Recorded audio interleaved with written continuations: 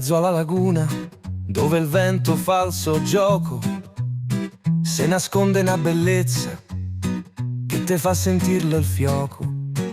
I peoci che se cresce in acqua fredda e salata, un tesoro che la natura ogni anno dona e regala.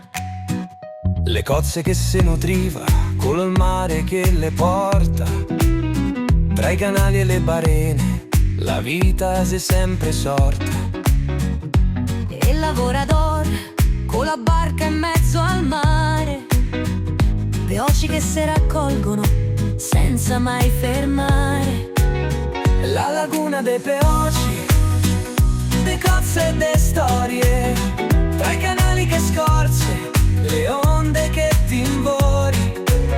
Ogni mossa che fai sei un sogno che cammina, e la laguna dei peoci te canta la sua vita fina.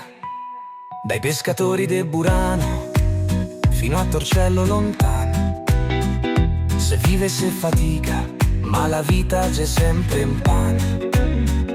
Le cozze che se cresce tra l'acqua e il fango, ogni anno si raccoglie con un sorriso lungo.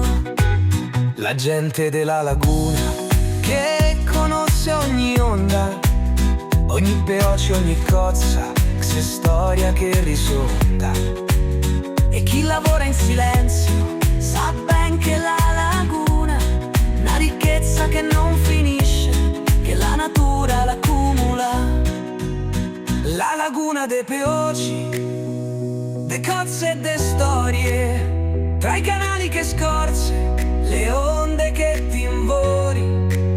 Ogni mossa che fai sei un sogno che cammina, e la laguna dei peoci te canta la sua vita fina.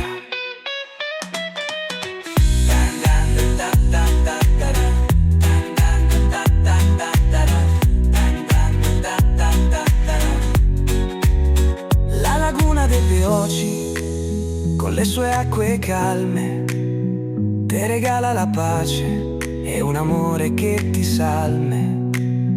Tra i canali che ti invita e il mare che ti accarezza, la laguna dei peoci c'è una ricchezza che non passa mai, che non sparisce mai.